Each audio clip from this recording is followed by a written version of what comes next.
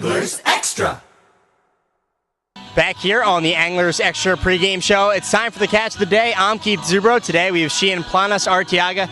Sheehan, what's it like being up here so far?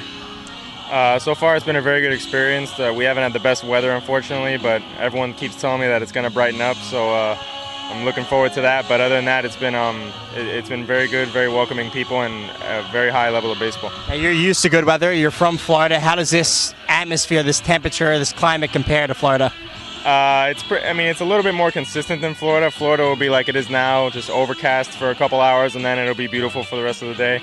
But in terms of, we've had a couple hot days, and the hot days are pretty accurate to the way Florida is. It can get pretty steamy, and I'm used to the rain. It's just in Florida it's much more dynamic, but here it can stay like this for a couple days.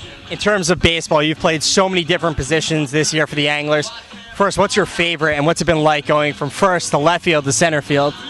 I got pretty used to that at Barry University. My freshman year, I played mostly first base, and I occasionally went to the outfield. And this past season, I played mostly in the outfield and went back to first base. My favorite position to play is center field, but obviously, with the amount of talent that we have on this team, I'm not going to play that position every day. But at Barry University, I have played left and right, and obviously first base. So I've gotten pretty accustomed to playing there and bouncing around. So it hasn't really been that much of a challenge so far. Now, is it difficult making a transition in the middle of the game as defensive replacement if you start in left field and end up at first base? For the first inning, yeah, maybe. I just haven't really acclimated to the field. I don't know whether or not the infield has bad hops. The outfield is just a completely different animal than the infield. In terms of the way the field is, but after the first inning or so, maybe after infield practice between innings, I think I've gotten pretty used to it. So, in other news, you guys had the opportunity to go to Fenway Park yesterday. What was that experience like? That was one of the best things I've ever been a part of as a baseball player. I mean, there's no greater place than Fenway in terms of baseball history and stuff. So I mean, that's the Vatican for baseball players. It was just a great experience. It's something I'd love to do again, hopefully, just to be able to walk on that field again. But yeah, it was unbelievable and something I'll never forget. Now, your favorite player is Ted Williams. What was it like really roving around left field and just knowing that he stood there? Oh, it was unbelievable. I was like a little kid yesterday, especially when we went to go take batting practice, and I was just like, this is where he stood for all of his home at-bats. So yeah, it was just amazing, and it's kind of surreal, but it's something that I'll never forget. Now, how did you really learn about Ted Williams as a kid from Florida? Obviously, he's a big name, but not a lot of kids in our generation really know who Ted Williams is compared to the guys now. Well, I mean, I've always been a student of the game in terms of baseball history. I've always been very interested with that. And my grandfather on my dad's side gave me a book when I was younger called "Who is Baseball's Greatest Hitter?" It was kind of like it wasn't really that advanced of a book. It was just a book about a bunch of great hitters and giving you a little synopsis about just their careers and stuff.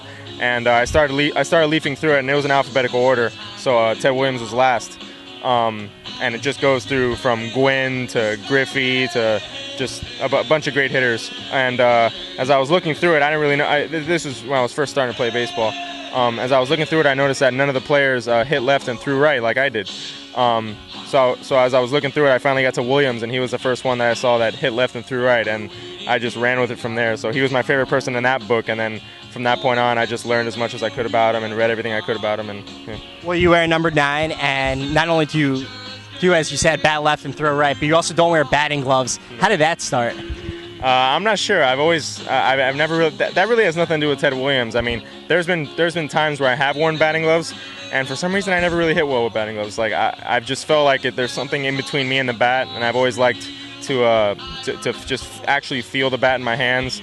And a lot of people ask, like, well, you must get a lot of blisters, but I mean, I rub sand in my hands before every pitch, and they say that corrodes the skin and makes it soft, so I don't really get a lot of blisters. And I think to me, that's always been the way I feel most comfortable.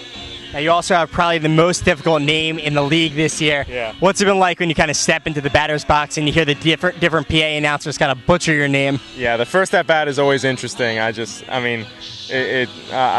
walk up and I just wait for it, and it usually goes now batting number 9, and then there's a pause as they read it again and again and again, and maybe ask one of you guys how to pronounce it. and they still might get it wrong. We've gotten Arteaga, Arteaga, Arteal. Yeah, but I mean, I'm used to it by now. But as long as the home crowd gets it right, then that's all I can ask for. We'll continue to make sure Dave Widener knows it. Thanks so much for doing this. Yeah, no problem. And that is Sheehan Planas-Arteaga, today's catch of the day. Back to Brandon Lee Paper with more of the Anglers Extra pregame show.